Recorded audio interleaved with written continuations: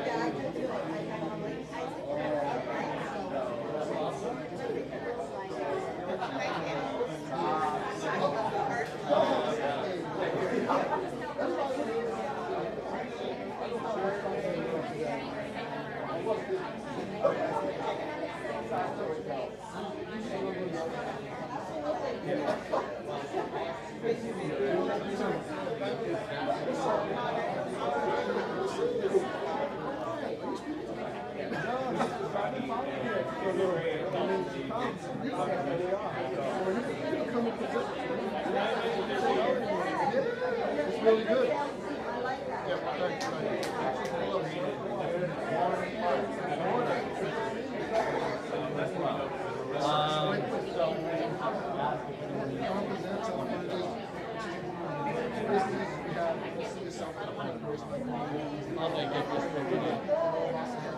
This is what you're doing. This is what we're doing. You know what? Do some work to take it to the next level. You'll see how it works. What are you saying?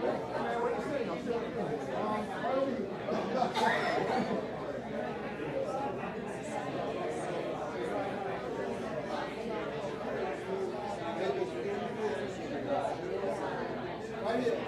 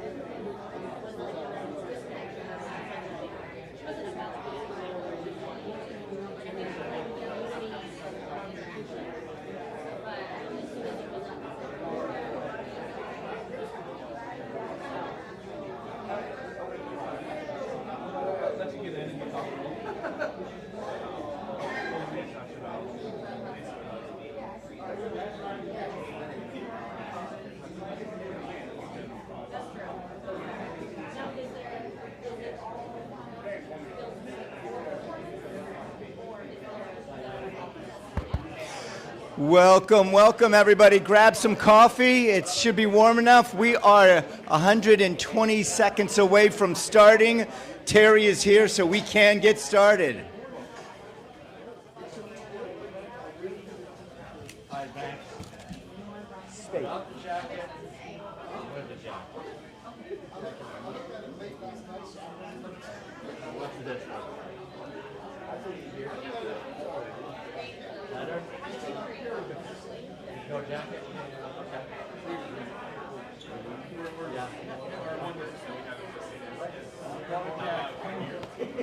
They believe you.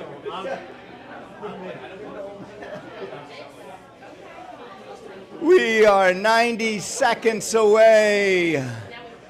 Coffee is warm. Linka is here. We are ready to get started.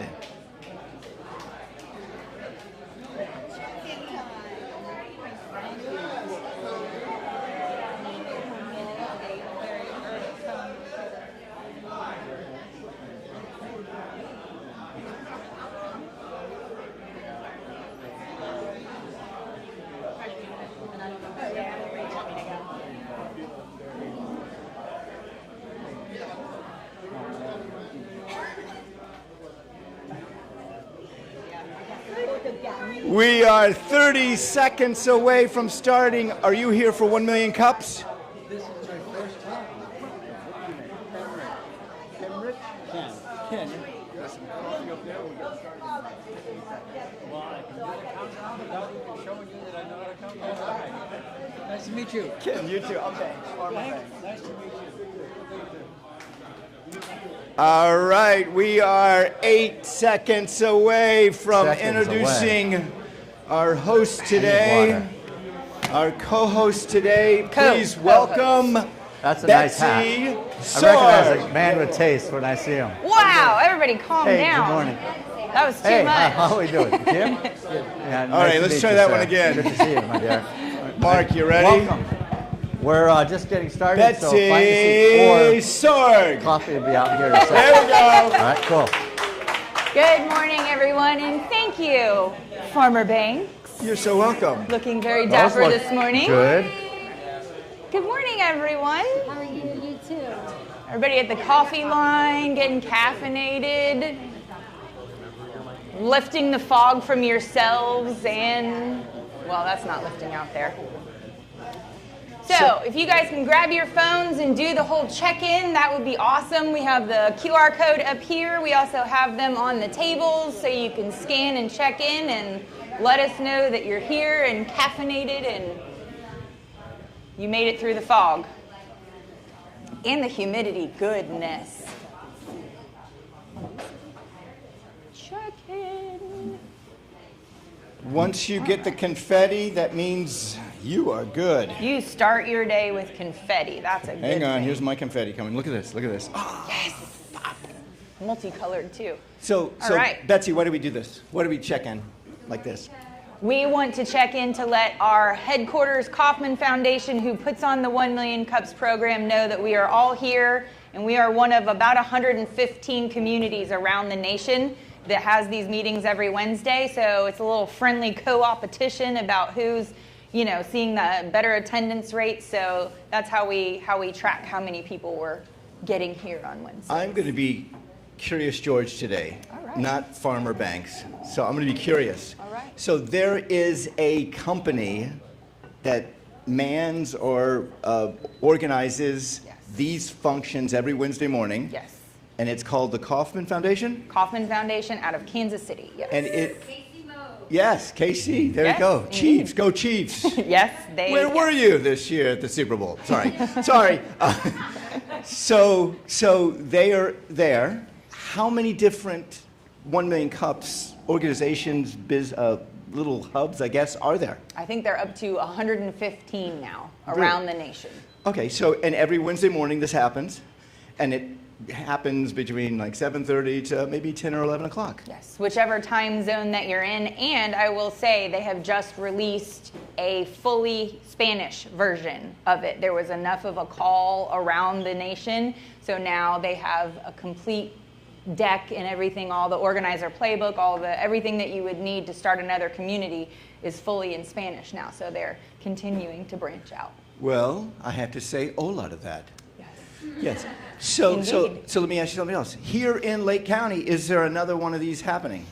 There are two. There is one in North Lake County, which is in Eustis, which is not common for 1 Million Cups. But because we are such a long county and there are 14 municipalities that are very different within Lake County, we did get the okay from Kauffman Foundation to do two different communities. So there is another one that is actually meeting right now up in Eustis. And we have some cross-pollination, we'll call it. Harry was up there last week presenting, and we have Lee goes up regularly, and it's another kind of a sister community. They're a different need, but still that same entrepreneurship support group, and they also value from content matter specialists and learning. So. And they are talking, and I'm talking about Eustis, is talking about having you and I go up there and host that, and they're going to come. Jim and Wendy are going to come down here. True. So be prepared. be prepared, yeah. Be prepared. We'll I switch it I up. will look thinner and better looking because it will be Jim Green. That's right. That's right. It'll be not thanks. Yeah. All right, so if you guys have checked in, if you haven't, there are definitely still QR codes on your table just to let Kauffman know that we are here. And our organizers, raise your hand if you're an organizer. I want everybody to look at these people. We do this for thousands and thousands of, my mic is not working, there we go. Thousands and thousands of non-dollars. We do this for free. Yes. Yes, we do. And really all these folks on this screen are just passionate about helping small business and entrepreneurs and growing business here in Lake County. So find any one of them and they will gladly talk to you about 1MC and probably convince you to present. Right. Nope. Oh, wrong way. So we are at the View. If you have not been here before, welcome. It's a view-ish this morning, thanks to the fog, but there is a golf course out there. There is soon to be a putt-putt course out here, and then there's a driving range over here if you like to swing at or hit golf balls. It's a great place to do it. They also have salsa here. They do. Yeah, it's Wednesday night salsa. Tonight. Yeah. Hey, They so have, you can just stay all day, have some lunch, do some salsa. They have bingo. They have, what else do they have? Oh, they have music, live music. They do. They have live music, They too. do. Indeed, it's a All right. happening place. Our sponsors, of course, The View. Our coffee and food is free for you all, complimentary, and it's brought to you by The View. Our media, Mighty Manatee. Glenn, raise your hand up there. He is back. The Wizard of Oz is back. Hey, by the way, who are you in The Wizard of Oz? Who do you relate to? Because I think that he is Oz. I like it, behind the curtain. Well, That's a good icebreaker. That is I a like good. that. Who are you? I like that. Who are you? Dorothy? I was almost going to go with Toto, but I'll take Dorothy. No, I'm Toto. I'm Toto. I'm Toto or the Scarecrow. I love it, Dorothy and All right. Toto. Lincoln, who are you? All right. So we've got our lovely photographer over here, Cy from Cy Photography, and he is, as I've mentioned a couple times, doing various specials throughout the year. And sorry, gentlemen, plug your ears, but women, he is doing a 40 over 40 photo shoot. So you get to go, have your makeup done, do wardrobe changes, all those fun girly things. And then he does all kinds of fun backdrops and props, and it's a really fun experience. And then there will be in December, I believe, an exhibit for all of these photos, and just to showcase his work and what he does. And you can also translate these into headshots and things for your professional. He is also a time traveler, by the way. He can go back in time. He took my photos. I look 40. Yes. Yes. And I am 91 years old. Look at this. He made me look 40. So Cy is also a magician. Beautiful. We also have print by Minuteman Press. Nope, Ken is not here. He must be traveling somewhere. Yes, The he world is. traveler that he is. So get connected with your partners. We have lead. Where are you? Cesar. Oh, no. Oh, where are you, here. Betsy? That's me. Yeah, we have the SBDC. Cesar, perfect, good to see you. We have the South Lake Chamber. Dave, are you here? Wonderful. Cheers. And we have the Business Incubator programs. And these are all programs for you all, okay? And most of these are complimentary. So after today, after you, this is over with, go and talk to them. They have so many resources. It's amazing. Indeed, indeed. Everything small business, everything global launch, it's all right here in Lake County. You've got the assets. So we are here as entrepreneurs, helping entrepreneurs. Such a small portion of what we do here hopefully branches out into the community, and our small businesses and entrepreneurs are so very important. 60 to 70% of businesses around here in Lake County are considered small business. So we want to keep those going, and they're a huge driver for our community. So if we do well as entrepreneurs, everybody does well. Indeed. Correct? Absolutely. Basically? Yep. It lifts ships. It does. It does. The low tide, no, the low tide smells. The high tide lift. Rising tides lift all ships. There we go. There we it go. is. And the key pillars: presentations, not pitches. And you are going to hear a presenter today who's going to talk exactly about this. We're looking for people to present, not to be pitched at. We get pitched at all the time. Every day you get pitched at. Yep. Connections, not networking. There are a lot of different networking organizations out there. If you want to know more about the networking organizations, come to one of us and we will send you to them. And then we're for the community, by the community. So we are basically the community. And we are a welcoming space for entrepreneurs. Welcoming. When I say thank you, you say you're welcome, right? Indeed. We want all entrepreneurs to feel You good? Is this okay? like they have access to resources. So if you are a first timer, please raise your hand. Excellent. Wonderful. Well, we're going to go around. I want you to state your name, your business, and then just one or two things about your business real quick and short and sweet. Here you go. We'll start with you. Good morning. My name's Elijah. I'm at FIS. It's a water damage restoration company. We also do fire and smoke, and I'll be doing mold in the future. You do mold? Well, I will in the future. All right. Elijah, I think I have some mold at my house, by the way. I don't know what. Elijah, thank you so much for being here. Who's next? Hey, I'm Angeles Otero, Dr. Otero. I own Haven Aesthetics, which is a home-based concierge med spa where I do weight loss and make people beautiful. Wow. Hear that, Banks? Yes, working on it. Well, these are fun. My name's Ken Rich, and I'm a teacher Excellent. of a variety of things that helps independent-owned businesses in a rather broad stroke, if you will. Excellent. And I love to laugh. You're definitely in the right place.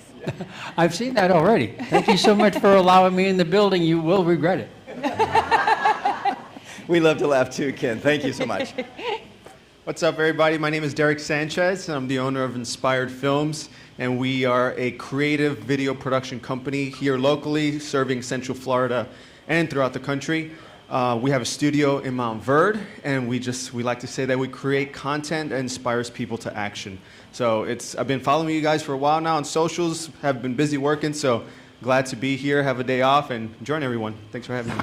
Welcome. I think Is that that's all of our everybody, isn't it? first-timers? Excellent. Thank you all for coming. Excited to have you here. So we are looking for presenters, and what we want out of our presenters is someone new-ish to business within 5 years, or maybe you're making a pivot with your existing business and you're having a challenge, or you're waking up at 2 o'clock in the morning and there's something that's bothering you and you just need to say it out loud, or you need to talk about it and you want some feedback from some other small businesses or other entrepreneurs. That's what we're looking for here. We do ask for a little bit of vulnerability. You might get laughed at. Kind of get comfortable with that after a while.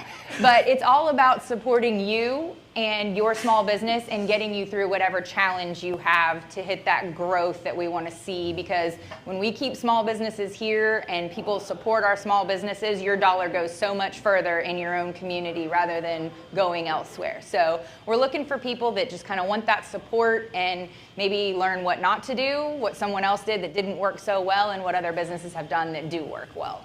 Now, Betsy, is this competitive? I mean, so Well, yeah. if No. I'm a farmer, and I am a farmer, and there's another farmer out there, Yes. I want all the business from that other farmer. That's not the way to look at it, right? Nope. We want the connections. We want that healthy co-opetition, as we like to call it, because there's room for everybody. Again, it's a huge piece of our economy here in Lake County, the small business. So we want to make room for everybody, and there's tons of resources that we want to make sure you have access to. Perfect.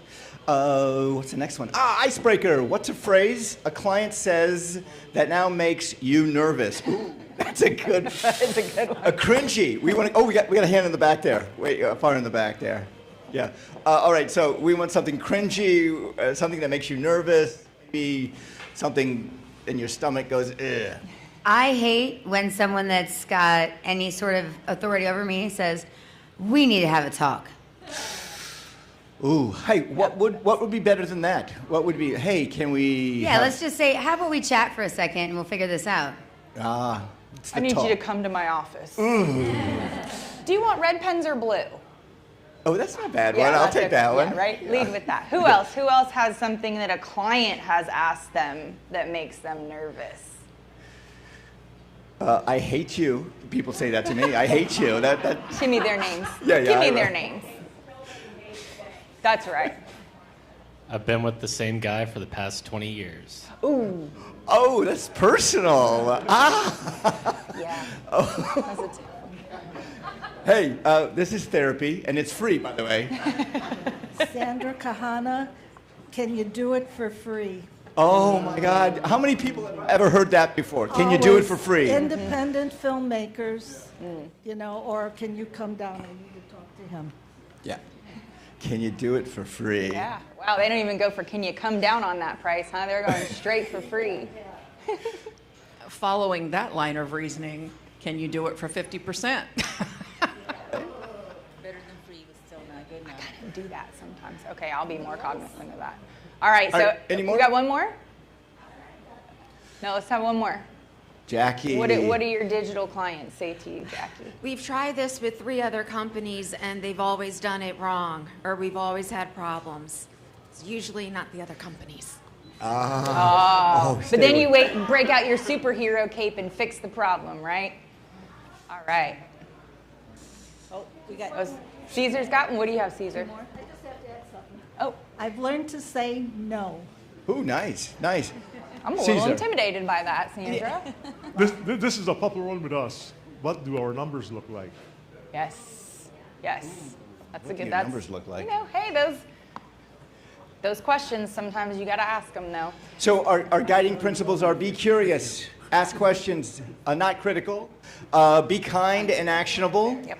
And also share one key insight, and then save all the extras for after the program, which basically we end by 10:30, so you have plenty of time after that.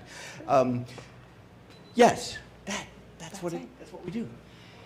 So we are very excited to have one of our own presenting this morning. It's a little bit of a different format for us because this is more of a content matter specialist, and this is part of what entrepreneurs can take away to grow their success and part of that support system that we have here in Lake County. So I'm going to introduce Mr. Harry Spate with Selling with Dignity. He has over 25 years of experience in this realm, and he has a book, he has a podcast, and he looks mighty fine in a fedora. This is what I look like without a fedora. Great to see you guys. All right, are we awake? Excited? We're going to learn something. This is in a town hall format. I don't know, has anyone been in a town hall quorum discussion? It's one of those things. So this is all about helping you to be better at sales and participating. So that the more we participate, the better this will be. We'll take away something. And there are forms that you could fill out. Today's topic is about your ideal client profile, not for marketing, but for sales. So if you've heard of the ICP, many will get into all kinds of details. What kind of movies does this person want? What's their favorite meal? Action and prime rib, for those of you who are keeping track. But for sales, it's a little bit different. And the reason I say that is because we are looking for groups of people that we can call on and build our list of people for our community that we can serve, and hopefully they will buy stuff from us. So my background is mentioned here a little bit. Just so you know, I did mission work before I got into sales. And when I got into sales, I was reading books, and I didn't really understand that the pressure that came with selling and working for a company that wanted you to sell with quotas, with numbers, and it started out pretty bleak for me. So for the first several months, I was in last place on a team of about 20-ish people. Zeros every month going up on the board because that's, the public humiliation is good in those places. So every morning I'd walk in, see my name at the bottom of the list, no business. So I was eventually put on a plan, told to shape up or we're going to ship you out. And before long, I started to sell, but I did it through a servant's heart. I did it with the desire to help people, not to put pressure on them. That took off, and I viewed sales in my approach as the opposite. So for those Seinfeld fans, instead of tuna on rye, it was egg salad on wheat. So I just did the opposite of what everyone else did, which was I'm going to talk less, listen more, and I'm not going to be real eager about making a sale because that looks gross, and I don't want to look gross. So far, so good. So this stuff works. I eventually became a sales leader and a VP of sales for a publicly held company in Washington, D.C. And this is a guy that started out getting on a performance plan and people saying, we're not sure if this is for you. So it all worked out. But then eventually I decided to write a book and share that you don't have to be gross to sell, that it can be very natural and fun along the way. So in today's thing here, about your ideal client, does everyone have a form in front of them? I don't know, I didn't bring pens, but if you have the form and you don't have a pen, you can figure it out with your phone and maybe take a picture, you type the answers, whatever. But I think you're going to walk away with something that's super helpful.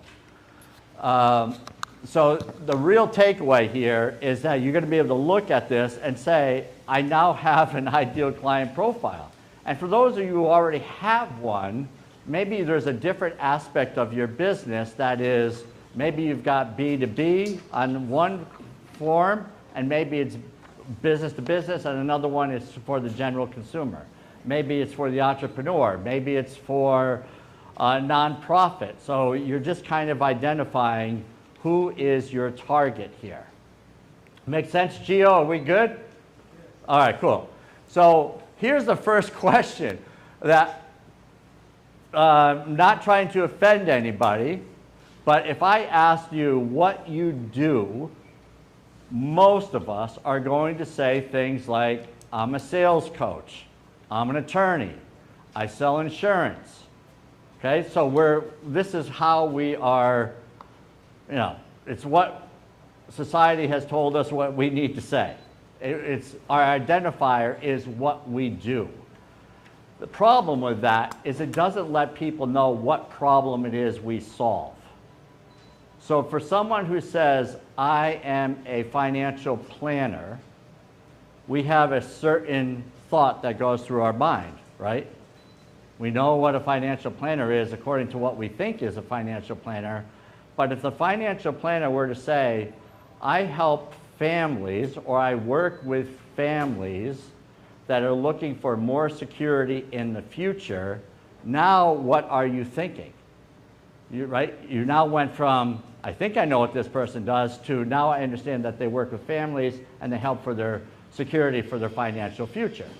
So this is going to be, you know, think about what the problem you solve. I don't think the person is here. If they are, a person came in several months ago, and I thought it was an interesting thing that they sold. They gave me a flyer, and they said, I sell attic fans. Does anyone know what an attic fan is? Okay, not a lot. So I said, what is an attic fan? And he says, well, you put fans in your attic.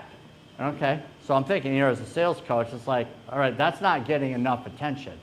What is the benefit of having an attic fan? And he says, well, it'll keep your house cooler. Okay, what else? He says, well, it will lower your energy costs. Okay, great. So instead of saying, I sell attic fans, maybe you could say something along the lines, how does this sound? Just spitballing here. I work with homeowners, helping them reduce their energy costs and keeping their house cooler. Would you be interested in hearing how? Or, I sell attic fans. Great, I'm not in the market for attic fans. See the difference? One is opening the door for a conversation, the other one is pushing me away because I'm not in the market. We can do this without even thinking that we're doing it. Because we lead with what we sell, and people immediately say, I don't know if you've ever done this, we immediately say, I am not in the market, or I'm not interested, or I'm all set right now. That's pretty common?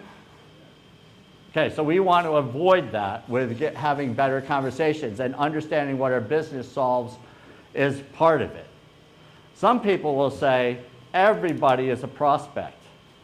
Why do you think I have a calendar as my image here? Any thoughts? Jim? Limited time. Exactly. It's like, do you want to waste a lot of time, or do you want to get right down to business and start working with people that can pay you? I say I'd rather work with people who can pay me than trying to figure it out and spend months and years trying to figure all of this out. Are we good, Monica, so far? Resonating? So Monica understands she's got to have a target. Who am I calling on? Because she and I have had this conversation. So the benefits of a crystal clear ideal client is if you're talking to the right people, it's not gross, number one. They understand why you're speaking to them. So I have a friend who I am in his ideal client profile. I do sales coaching. He does coaching, but he coaches coaches. So he calls me every 90 days, and all he does is says, hey, Harry, it's Joe. Just checking in, seeing how things are going, seeing if you need anything. Do I love that call from Joe? No, because I know why Joe's calling. He's calling because he knows I am a potential candidate. But it's not painful. He makes it really easy. He says, I'm out here if you need anything, and that's pretty much it. But he knows if he talks to the right number of people that fit that ICP, right?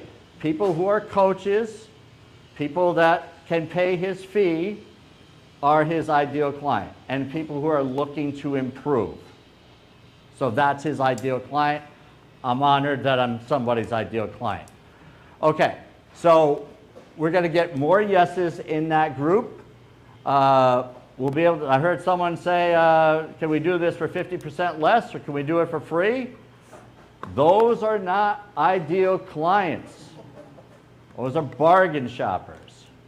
Bargain shoppers are not necessarily good for you unless you're right off in the beginning, but eventually that becomes a drain. And when you have to go visit a client or work with somebody and you know you're not getting paid or paid enough, what's your attitude? Yeah, it's not good, right? It's gross. It's like, oh, I got to go spend whatever, a bunch of hours time with a person that's not even paying me for my value. That's not fun. So picking our ideal client is going to help, is going to be people with money. And then, of course, when we're working with people like this, there's less opportunity, less likely that we'll burn out. We tracking over here, Caesar? Jose, we good? All right, good deal. All right, so in my experience, so when I was starting out in sales, I didn't really know all of this. So I was selling $50,000 color printers, similar to Xerox machines, and I was calling on everybody. I didn't understand that a hairdresser wasn't going to spend $50,000 on a printer. I mean, why? It's like, it makes perfect sense. I found that corporations that were doing marketing and advertising had a need way more than the hairdresser did. So I said, you know, once I found that out, it's like, I'm going to spend more time with these people because they need what I have and are willing to pay for it. Maybe there would have been a hairdresser out of 1,000, but again, go back to the calendar. Do you want to be searching for days and days and days for the needle in the haystack, or do you want to be around a group of people consistently that can buy what you're selling? I choose the latter. So this concept here is really, I want you guys to help fill this out. And so the first thing is, someone help me here. What type of person, business, or organization are we targeting in your business? Feel free. Entrepreneurs. Entrepreneurs, okay? That would be one. Who else? Anybody that owns a small to medium-sized business. Okay. All right. Small to mid-sized business. What else? Filmmakers, okay? All right. Good. So we're starting to narrow it down. What else? Investors. Investors, okay? Investors, so let's just take investors because I know Betsy's thick-skinned. If we wanted to narrow it down to make our niche, right? There's niche and niche. I still don't know which way to go. Riches are in the niches for those people. Riches are in the niches. It just doesn't sound right. So I'm going to go with riches and the niches. So we're going to call them niche today. So if you narrow down your niche and have a smaller group to call on, instead of 3 million, it's now 300, it's better for you because you can have multiple conversations, multiple touch points with the 300. So for the investor, say you're looking for an investor, how would you narrow that down? If it's a small to medium-sized business, I'm probably not going to look for a venture capital firm with millions. Exactly. So there's the VCs out there, the venture capitalists that are looking for $100 million, $500 million companies, and some that are looking for $2 million companies. they're not the same. So they have different systems, different conversations, and so forth, different risks. They have different teams that are going to research the business and so forth. But knowing that helps you to minimize the wasted time if you're looking for the $2 million investor versus the $500 million investor. Saves a lot of time and a lot of heartache. All right, so let me just check what the next slide is here. Okay, so this kind of helps here. So we got to figure out, just going back here, are we, whoopsie. Okay, so are we calling on businesses? Are they the ones that are going to buy what we're selling? Are we calling on the solopreneur? Are we calling on the consumer? So think through this, because you've got to know. And if you don't know, then again, it's wasted time. So we want to nail this down. What type of organization are they? 10 employees? Or is it a large nonprofit, small nonprofit? Is this a startup? 2 employees? 50 employees? Can we serve those people? So you've got to answer all of these questions. So what stage or how established are they? What does this mean, do you think? What is the benefit for this? I got Tina as the only one helping out here. So is someone else, we got some other people that want to participate? I could use some help. Tina? Okay, so I define as a dreamer. Someone has an American dream in their heart. So I talk to them about, what is your American dream? If you had $1 million, what would you do and why? Okay. And then I decide where to start. I always feel that it's grant money, or they really have a $2 million business already and need it if it happens. So I connect with all those people. All right, cool. Nathan, did I see your hand? All right. So you're looking for retired, okay. Retired with money, or does it matter? That's a very complicated question. Money's always good. Yes, money's a positive, but it's amazing what you find. Okay. Right. But so you get the idea, right? So one of the things that I look for is, can the person I'm speaking to, can they afford what I charge? Will they see the value in it? So you have, I know Jackie does websites. Jackie, are there people that do websites for virtually nothing? Yep. Do you do websites for virtually nothing? Nope, no sir. Okay, so when you're speaking to somebody that needs a website, what are you kind of asking or trying to figure out here in the conversation so that you're not talking to someone that's looking for close to free? We look at exactly what you're saying. What stage are they at? What is their growth potential? What are their goals? Do they have a current website and they're just looking to transfer, or are they do they need to start fresh? And what do they need in a website? Is it something that we can build at our rate, or do they need something that is like an Amazon type thing that we don't touch and then we can refer out?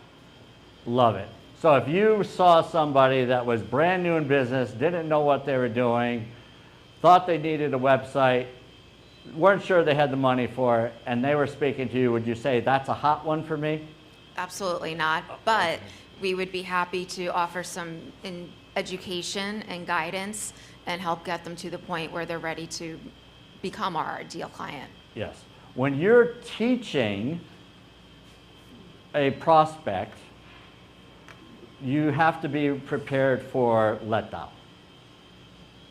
The reason I say that is they don't understand yet your value.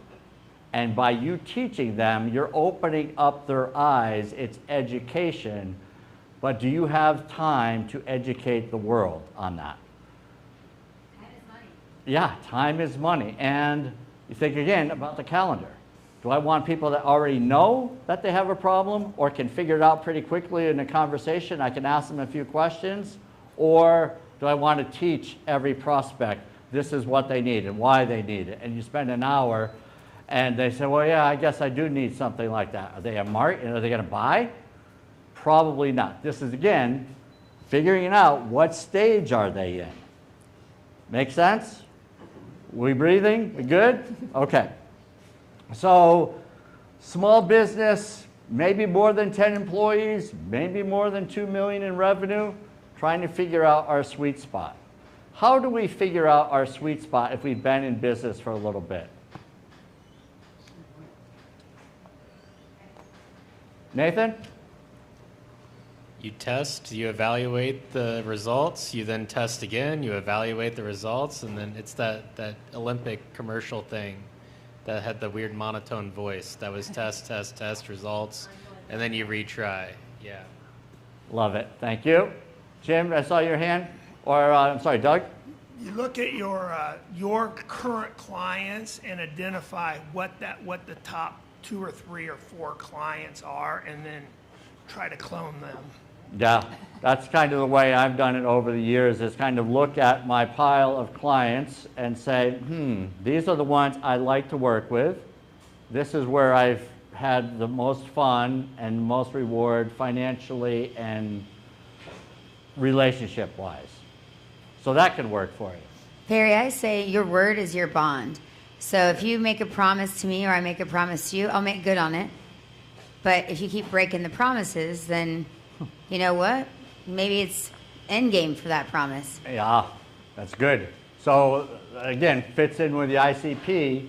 If someone, we're constantly chasing them down, they're constantly saying, I don't really have the money for you this week or this month, or I'll get you next time, and we're trying to collect, doesn't fit, right? So we start looking at signs, and if someone like, I think Jackie said earlier, I've had 3 companies and none of them were able to do this. It's like, well, are they all 3 companies bad? I mean, is that the chances? Or is it maybe you're kind of hard to work with? So easy to work with, right? Good attitudes, positive people, go-getters. Start filling in some of your ICPs. So like a friend of mine who is a coach, he says, I want to work with people that are, looking at their second career, positive, go-getters, and are willing to make change. See how it's like, whoa, now we're getting into details, because he was around people that weren't willing to change. I'm going every week, having the same conversation, they're still doing nothing. Sort of like I was talking to a guy who does physical therapy. He said, I asked, well, do your patients normally do all these exercises? Is there an easier way? He said, no, most don't. They come here as their only exercise, but they're not exercising during the week. Has this ever happened with you, Angie? Where they don't do the work? So if you're in that business, people doing the work and healing faster are going to give you better referrals and testimonials. Okay, what else do we have here? What's the problem they're trying to solve? Probably they are looking for something that is that's something that you can help with. So what's the problem you solve? This is what you need to know. It's not, I sell life insurance, right? I sell windows. That's not enough. Why do people buy windows? Why are people looking for life insurance? It's a big difference. And then if you can speak to their pain. Let's see. Does anyone here do security? Glenn sort of does security. When are people concerned? And Glenn, be ready here. When are people concerned about breaches in their network? They're always concerned after the fact when it's too late. Exactly, right? So this is a problem that we need to talk about to educate. We don't want to educate the world, but we can educate in our social media, we can educate at events, we can educate when we speak, we can educate when we go to a network event. and we have 30 to 60 seconds, we can educate. Instead of saying, I do IT services or manage IT, taking 30 to 60 seconds to educate the audience about what the risks are of security breaches, now you become the guy or the gal that people know and say, that Glenn guy knows his stuff. If I have an issue or I need to talk to him or my business is growing, I need to talk to Manatee IT Services. All right, next, what's the result? Do you know what result people want? Jim? Very simple, right? This is it. Can you solve my problem? What's the problem? You got to know the problem, and then you can ask, this is a great question. Jim probably asked this. If we do this, what, and everything gets solved, what will your life be like 3 months from now? If it's a quick solution. What will it be like a year from now if it's longer term? If you have to work with someone for a year. If you're putting in Windows, maybe it's 3 months. If you're working through life change and it's now a year, what will your life be like? What is the benefit of asking a question like that?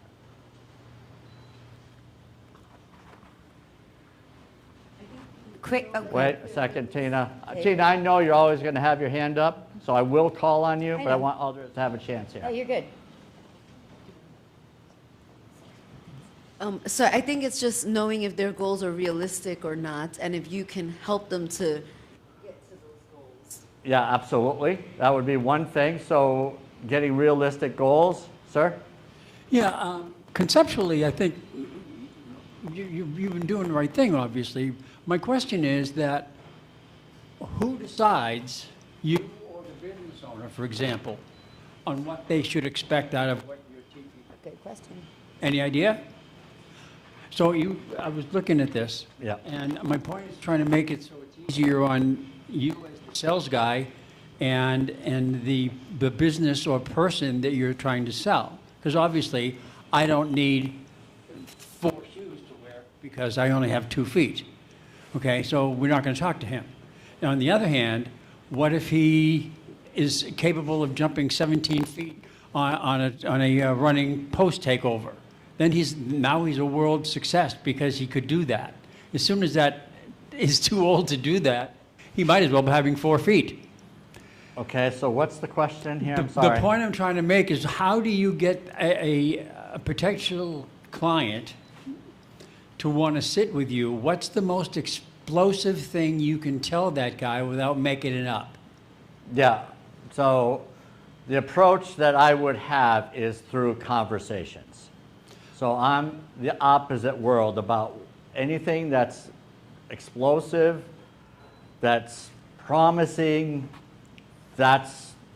I'm cautious of that, right? That's the thing that I'd be very cautious of. Do you know that 85% of people who own businesses that are not top 100, top 500, top 5,000, whatever it is, the local guy that has a business that he needs to eat and needs to sell stuff, no one's taught that person how to be part of that industry, of any kind. So they had to learn or they fail.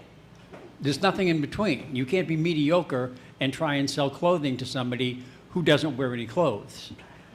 Okay. And I visit that spot a lot. Anyway, from a standpoint, I'll get out of your way here. I'm sorry. No, you're fine. You're fine. At the end of the day, for example, I've trained over 5,000 salespeople in my lifetime in 7 different countries. Now, I didn't teach them to be salespeople. I taught them how to be better people. Yeah. Now, with that in mind, take that down to that one guy who thinks he's better than you, but you've got all the right answers. That guy can still win. He just has to target a different category. And what you've done so far, in my opinion, all good stuff, is that I don't think it's specific enough sometimes based on what you're looking for from your client. What are they looking for from you? Yeah. Now, the last thing I said, there's a guy on the radio all the time that claims he's the greatest sales trainer in the history of the planet. Good for him. And I'm guessing he has 4 feet. So at the end of the day, this guy says the first thing he does is he doesn't teach you. 9 out of 10 people that are salespeople that have never read a book cannot be a good salesman. You know why? Because you can't teach somebody how to sell by reading a book. And yet they're all over the place. How to be a good salesman. You've got all the information to do that, but I don't know how it's put together to where you can have impact on little guy and on big guy. Yeah. I think that's exactly the question he's asking right now, and I think what result do they want?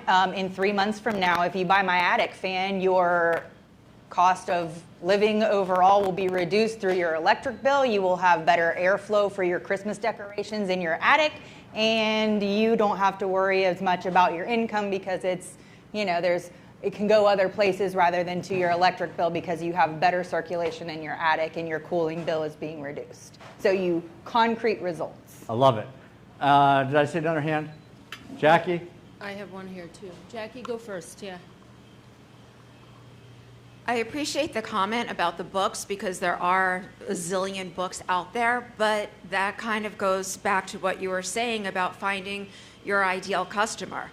I need to find the ideal author who's in line with how I do things. So Harry, you and I do things very similarly. Tom and I are all about relationship building, educating. I tell people all the time, if someone guarantees you're going to come up first in Google, run.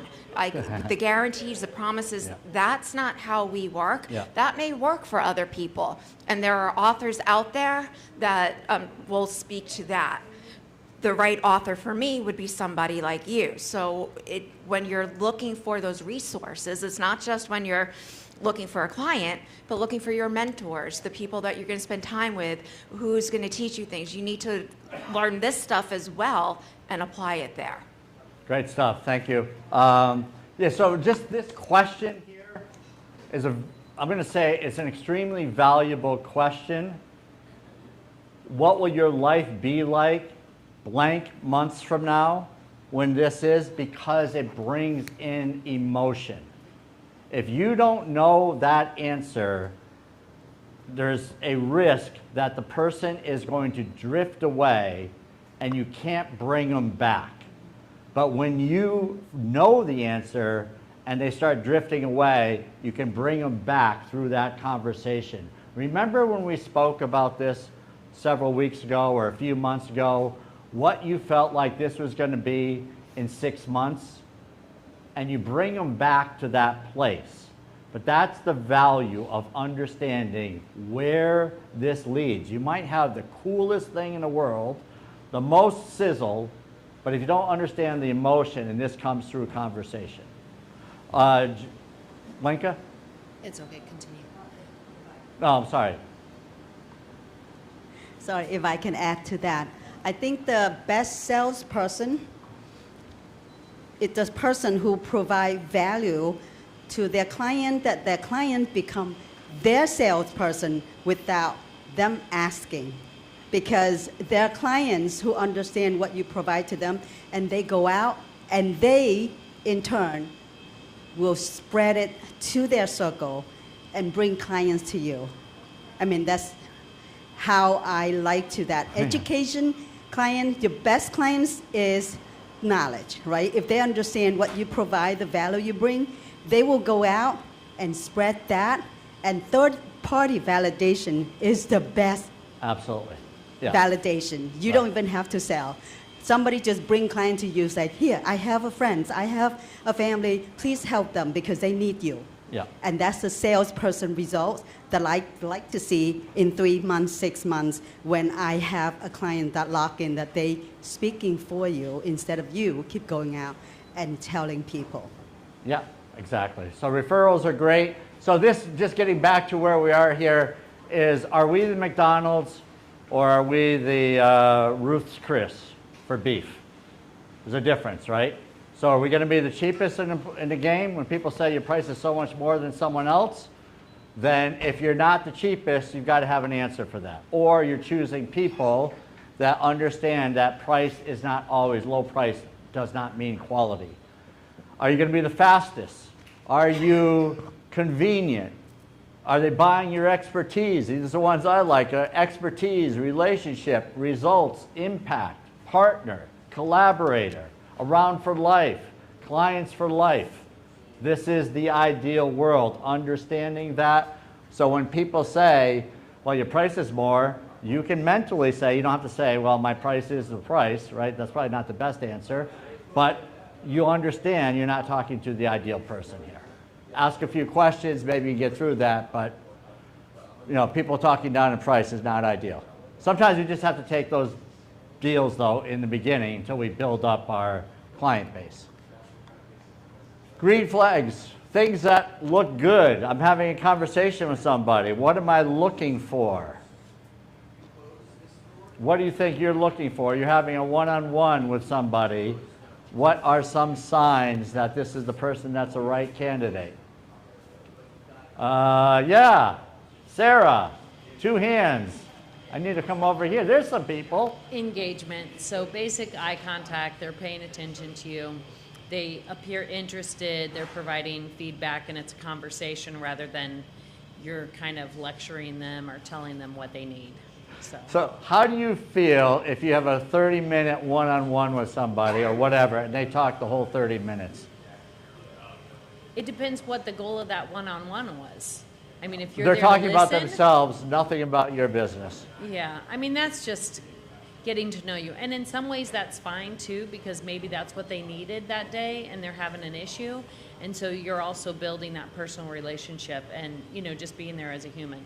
So it's not necessarily a wasted time, but sometimes it's frustrating, of course, if that's the point of, talking about the business or working on their goals. Right. So people generally, Sarah's a great human, but generally that's not what we want in a one-on-one, right? We want some back and forth. We want some conversation, people asking about us generally. I totally get what you said, Sarah, and you just went up even further in my book here as to a quality human being. But when you're prospecting, you're going through sales, you've got to find people that are going to ask questions. They're interested. They're showing you signs. I see another hand over here by Amber. So a couple of things. First of all, to answer your question, I somewhat disagree with that, only because in my experience, a lot of the most successful conversations I've had at winning a sale have actually been when the person I'm meeting with does 98% of the talking. If I'm not talking, it automatically instills a level of trust in them because it means that I'm listening to what their needs are. So I think it's kind of a fine line. But the other point I want to make that kind of goes back to a lot of what you've talked about is, and it's kind of twofold, right? We all have to remember that sales is a spectrum, much like anything else in life. And every situation is going to be very different based on what you're selling, what that client's like, your niche, all of those individual aspects of that environment.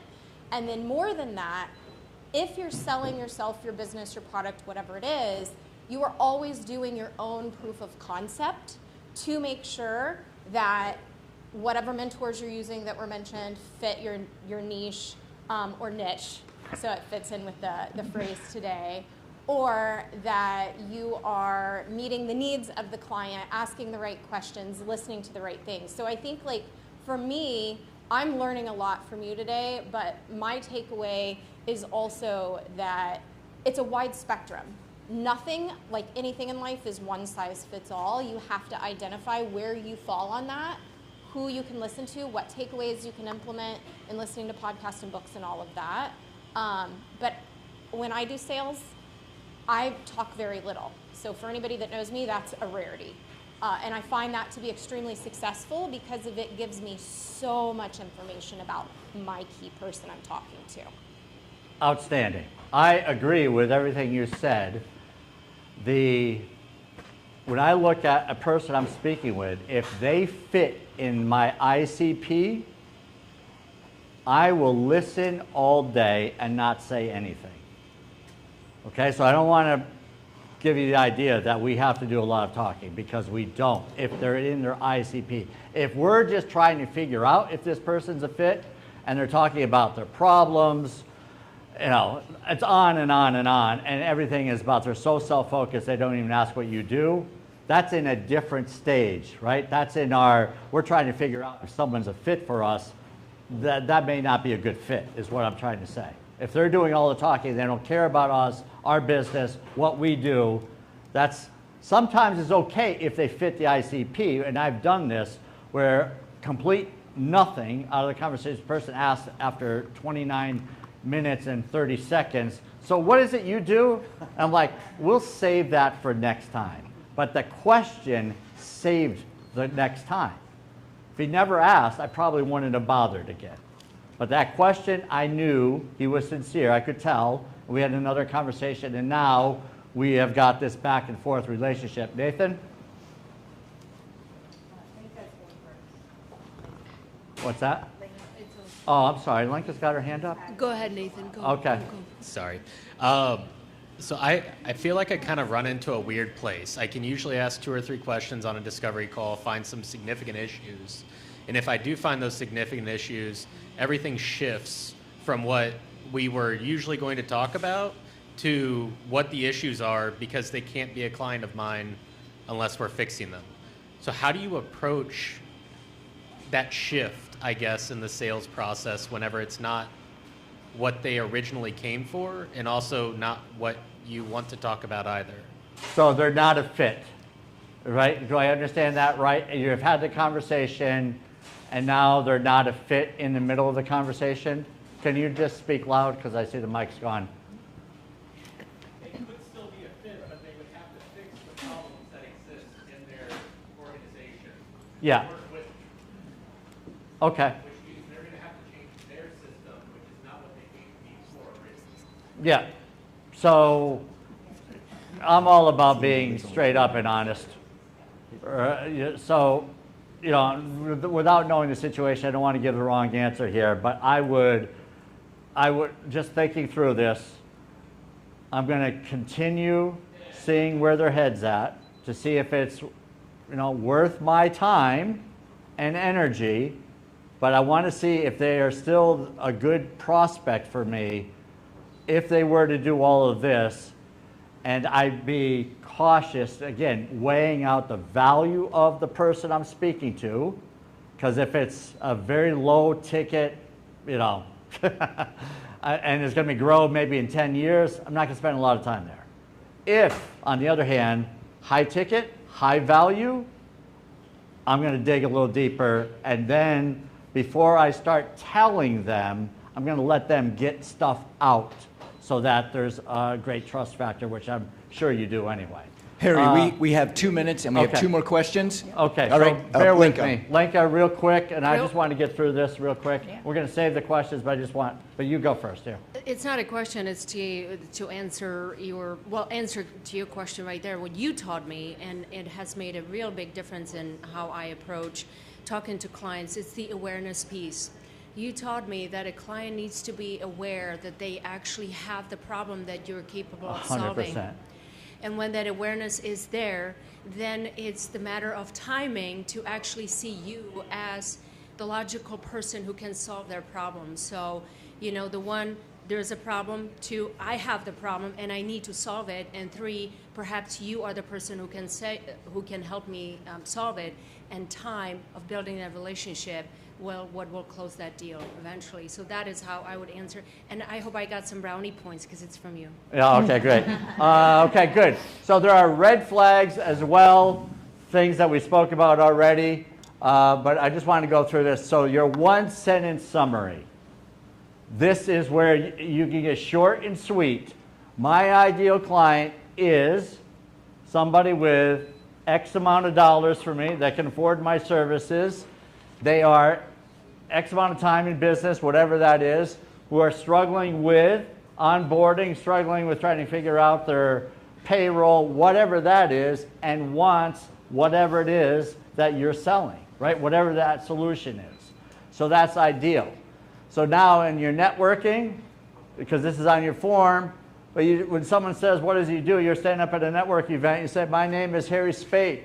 I work with businesses that are looking to grow their sales and are struggling, who need growth and are looking for help so that they can focus on growth and their sales team prospers. just made that up, but you get the idea, right? Because you've got to have that answer. So when you're standing at a network event, and if you say, I sell windows, you're pushing away everybody. If you say, I am looking for, or I work with families, I work with retired people, and you're now labeling who you're looking for, that gets our eyes open, helps us with the problem that you're solving and the outcome. It's like all of this is going on in our mind saying versus, I already know a financial planner, I don't need to hear. See the difference? So hopefully all of this helps. I can tell by the feedback there's some good stuff here if you guys want to follow me on LinkedIn, but that's all I've got.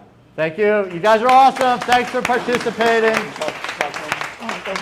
Let's go back to Harry's contact information here, because I do think there are going to be those after connections and some follow-up that needs to happen. So Harry taught us all how to think about clients and ideas and how you can be of benefit to those clients, and you can do it all without being gross if you're intentional and you're well-versed in not only your product, but how you can eliminate a need or a problem or help a need for your ideal client, right? Right. And Harry, Derek would like to talk to you later about that, and I'd like to talk to you about Attic fans. Okay. Yeah. Indeed. So, Thank you. Photo. So one more QR code for you to scan. Make sure you get Harry's information if you have connections for afterward. There's our social media QR code as well. Last week, when our IT department was not on premises, we had some challenges, but that is because we need to have 50 followers on YouTube to be able to go live on YouTube. So if you are so inclined and you have a YouTube account, if you would please find Clermont 1 Million Cups on there and like it. That will open us up or get us closer to being able to also stream on YouTube. So we've got Facebook, we've got YouTube Live, we've got lots of options. If you can't be here, if you want to tell someone else about us, social media is definitely the way to go for that. And our group photo. Yes. Linka. And Sai. Yes. Everybody get your pointer finger up, not the middle one. There we go. Pointer finger up. Yes, I bet. I'm looking forward to it. And Linka, take it over. Stand there now. Yep, you gotta be. Stick my head into this? 1, No, it's all of 2, us. 3. Put your finger up. There you go.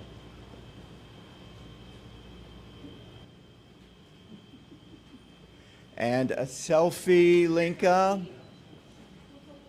Linka has 5 million followers, and these selfies go in front of 5 million people.